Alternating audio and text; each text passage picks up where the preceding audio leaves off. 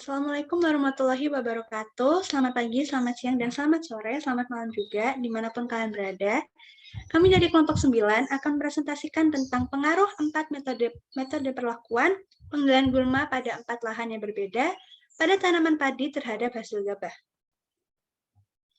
Anggota kelompok kami yang pertama ada Aprilia Astuti dengan NIM akhir 01, yang kedua ada Citra Imama dengan NIM akhir 15, lalu ada juga Anna Vanilla Girsang dengan NIM akhir 35, dan saya sendiri Niwayan Widya dengan NIM akhir 50. Yang pertama yaitu pendahuluan. Latar belakang, gulma adalah tumbuhan yang tumbuhnya selalu di sekitar tanaman dibudidayakan.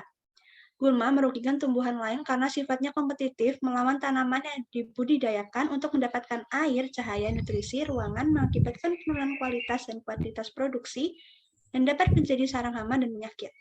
Gulma atau biji gulma akan memberikan pengaruh negatif terhadap hasil panen, karena dapat meracuni, mengotori, menurunkan kemurnian, ataupun memberi rasa dan bau yang tidak asli. Ada beberapa metode pengendalian gulma, salah satunya cara termudah untuk mengendalikan gulma adalah melalui pencegahan dan pengendalian. Oleh karena itu, kami melakukan penelitian ini karena gulma adalah masalah utama para petani yang sering dipandang sebelah mata, padahal dapat menyebabkan kerugian yang sangat besar dan juga menyebabkan kerusakan lingkungan akibat invasi gulma asing yang terbawa tanpa sengaja. Karena masalah gulma tidak dapat dipandang sebelah mata, maka diperlukannya tindakan sejak dini. Salah. Berdasarkan latar belakang yang telah diuraikan, maka didapatkan rumusan permasalahan sebagai berikut. Yang pertama, bagaimana pengaruh 4 metode perlakuan pengendalian gulma di 4 lahan yang berbeda pada tanaman padi terhadap hasil gabah? Yang kedua, bagaimana interaksi 4 metode perlakuan pengendalian gulma terhadap 4 lahan yang berbeda pada tanaman padi terhadap hasil gabah? Untuk tujuannya juga kami memiliki 2 tujuan. Yang pertama untuk mengetahui pengaruh 4 metode perlakuan pengendalian gulma pada 4 lahan yang berbeda pada tanaman padi terhadap hasil gabah. Yang kedua untuk mengetahui interaksi 4 metode perlakuan pengendalian gulma terhadap 4 lahan berbeda pada tanaman padi terhadap hasil gabah. Manfaat yang pertama adalah manfaat teoritis.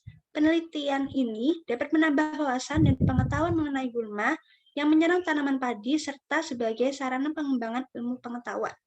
Yang kedua adalah manfaat praktis. Penelitian ini menjadi saran dalam mengimplementasikan pengetahuan bagi penulis dan juga memberikan informasi dan data bagi peneliti lainnya untuk meneliti suatu masalah lain yang berhubungan dengan penelitian ini, khususnya pada permasalahan gulma. Berikutnya ada tinjauan pustaka. Yang pertama ada gulma. Gulma adalah suatu tumbuhan sebangsa rumput yang tumbuh pada lahan tanaman budidaya di mana keberadaannya ini tidak diinginkan karena dianggap dapat mengganggu kehidupan tanaman utama. Dengan keberadaan gulma dapat menimbulkan kerugian yang besar, walaupun berlangsung secara perlahan-lahan. Gulma merupakan tumbuhan yang memiliki sifat dan ciri khas tertentu, seperti mampu untuk memproduksi banyak biji. Hal ini menjadikan gulma memiliki potensi untuk menguasai areal dengan populasi besar dan pertumbuhan populasi yang cepat. Lalu ada lahan. Lahan memiliki peranan yang sangat penting bagi kehidupan manusia, di mana semua bentuk kegiatan manusia secara siklis dan permanen dapat memenuhi kebutuhan hidupnya, baik ini yang bersifat material maupun spiritual yang berasal dari lahan. Lahan memiliki berbagai fungsi seperti fungsi lingkungan, ekonomi, dan sosial. Lahan dapat dikelompokkan menjadi 8 kelas berdasarkan kemampuan lahan. Semakin tinggi kelas kemampuan menunjukkan semakin tinggi pula faktor penghambat dan ancaman kerusakan sehingga jenis dan intensitas penggunaannya terbatas.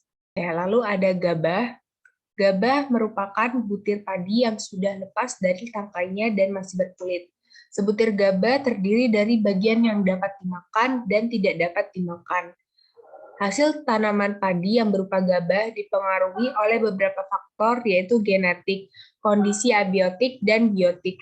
Beberapa penelitian diketahui bahwa GKG sangat dipengaruhi oleh kesesuaian varietas yang ditanam, keberadaan dan keparahan serangan hama, penyakit, dan kondisi lingkungan tumbuh.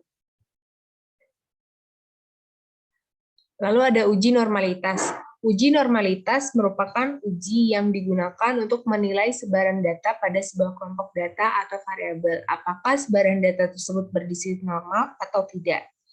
Lalu ada uji homogenitas varians. Uji homogenitas digunakan dengan tujuan untuk mengetahui apakah beberapa varian populasi adalah sama atau tidak dengan membandingkan variansnya. Jika dua kelompok data atau lebih mempunyai varians yang sama besarnya, maka uji homogenitas tidak perlu dilakukan lagi karena datanya sudah dianggap homogen. Rancangan percobaan merupakan serangkaian uji di mana perubahan yang berarti dilakukan pada variabel dari suatu proses atau sistem, sehingga dapat diamati dan diidentifikasi alasan-alasan perubahan yang terjadi pada respon output dari percobaan tersebut. Lalu ada rancangan faktorial RAL. Secara umum dapat dikatakan percobaan faktorial merupakan percobaan yang digunakan untuk meneliti suatu hal yang dipengaruhi oleh lebih dari satu faktor.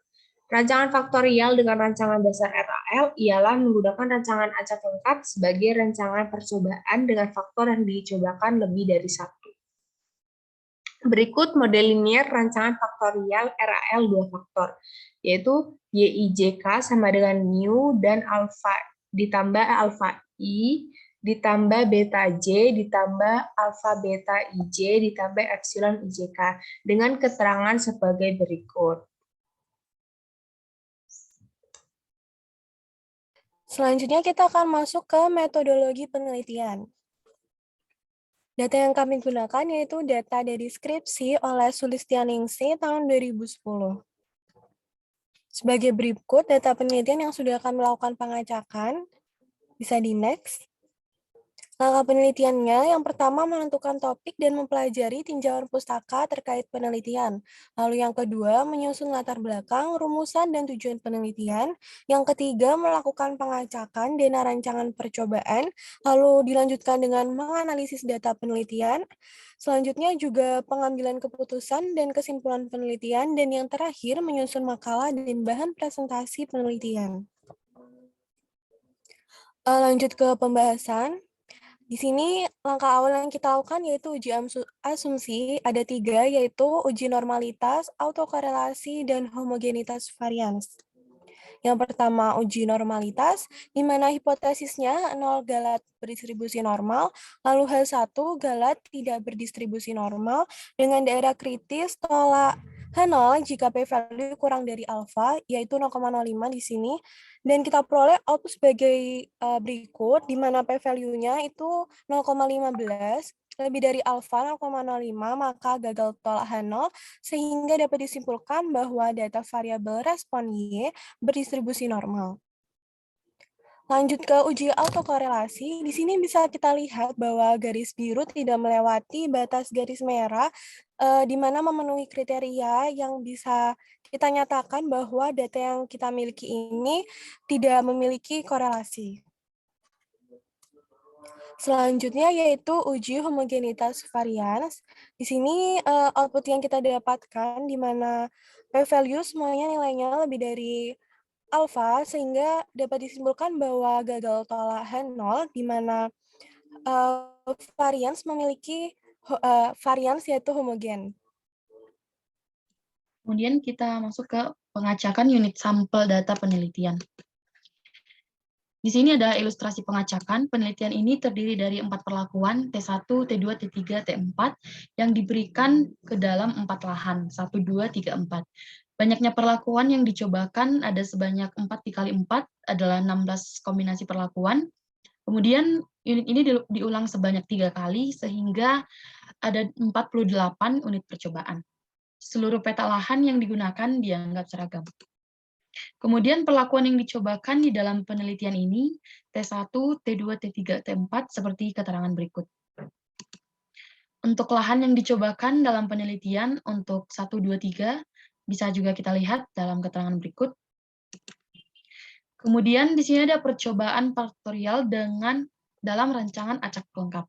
Pertama kita susun kombinasinya dari 1 sampai 16, dimulai dari T11, T12, T13, T14, dan seterusnya sampai ke T44. Di sini ada catatan, lingkungan atau unit percobaan seragam yang menunjukkan bahwa cocok untuk kita buat rancangan acak lengkap. Kemudian untuk langkah pengacakan, yang pertama beri nomor setiap kombinasi perlakuan 1-16, seperti yang kita lihat di sini. Kemudian beri nomor petak lahan yang digunakan 1-48 karena ada 3 kali pengulangan, seperti ini.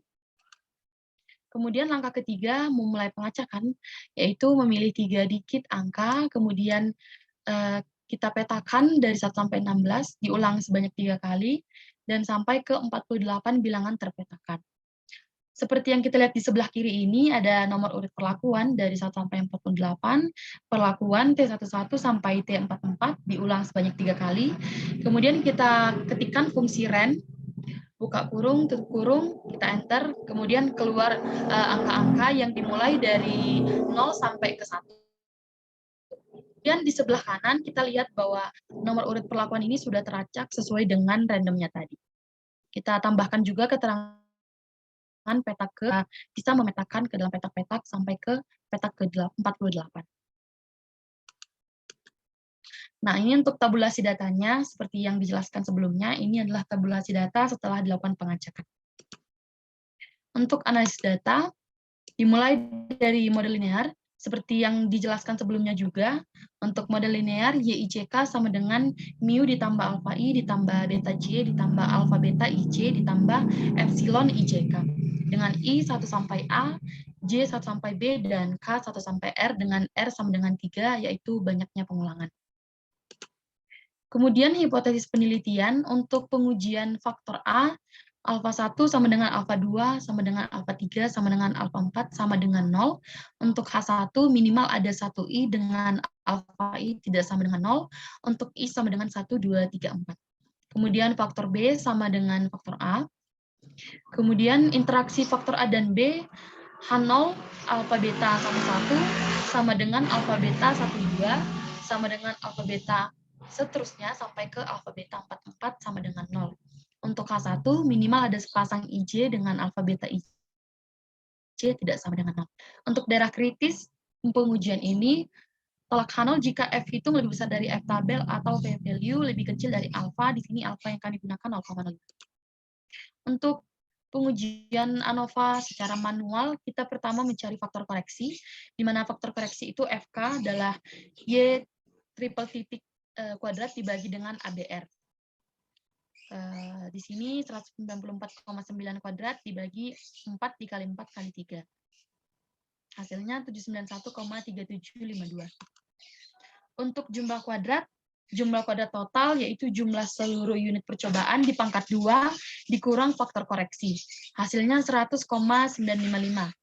Kemudian untuk JKP yaitu jumlah kuadrat perlakuan, yaitu sigma IJ titik kuadrat dibagi R dikurangi faktor koreksi. Hasilnya 51,715. Kemudian untuk jumlah kuadrat galat, itu jumlah kuadrat total dikurang jumlah kuadrat perlakuan, hasilnya 49,240. Kemudian kuadrat tengah, yang pertama KTP atau kuadrat tengah perlakuan, JKP dibagi derajat bebas AB-1, hasilnya 3,44766. Untuk KTG, kuadrat tengah galat, yaitu JKG dibagi dengan derajat bebas AB dikali R-1, hasilnya 1,539.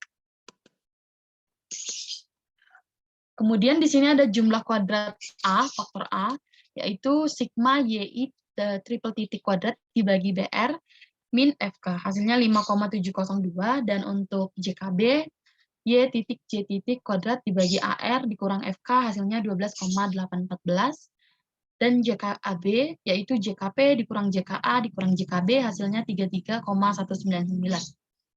Kemudian untuk kuadrat tengah A, JKA dibagi A-1, yaitu derajat bebasnya, sebesar 1,901.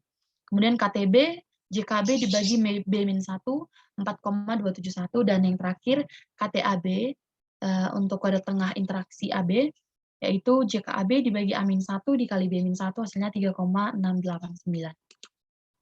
Oke, jadi setelah kita menemukan hasil-hasil dari JK dan KT, dan juga F hitung dari masing-masing ini sesuai dengan derajat bebasnya, kita menghitung dan kita masukkan ke dalam tabel ANOVA. Di sini kami juga menambahkan keterangan F-tabel, di mana ini nanti berfungsi untuk sebagai pembanding antara F-hitung dengan F-tabel, dan akan membantu dalam pengambilan keputusan. Oke, selanjutnya analisis menggunakan software Minitab, di mana data yang sudah kita miliki tadi kita masukkan ke Minitab, lalu kita klik Start, ANOVA, dan Balance ANOVA, bisa di Next. Nanti akan muncul balance analysis of variance seperti berikut, di mana tadi data yang kita masukkan ada perlakuan yang mulai dari T1 sampai T4, lalu lahan 1 sampai lahan 4, dan respon yang kita miliki serta ulangan yang 3 kali tadi. Lalu untuk responnya kita masukkan respon, untuk model kita masukkan perlakuan dan lahan yang dikenakan pada data kita. Di mana di sini output Minitab-nya sudah sama ya teman-teman dengan yang tadi tabel ANOVA secara manual. Lalu bisa di next, kita bisa ambil kesimpulan dari keputusan, di mana yang pertama untuk faktor A, F hitungnya itu ada 1,24 kurang dari F tabel 2,90 dan P value-nya juga 0,313 lebih dari alfa, maka gagal tolahan 0 sehingga dapat disimpulkan bahwa pengaruh faktor A pada tanaman padi terhadap hasil gabah tidak ada. Lalu untuk yang kedua, nilai F hitungnya itu 2,78 kurang dari F tabel 2,90 dan P value 0,057 lebih dari alfa 0,05, di mana gagal tolak H0 sehingga dapat disimpulkan bahwa tidak ada pengaruh faktor lahan B pada tanaman padi terhadap hasil gabah.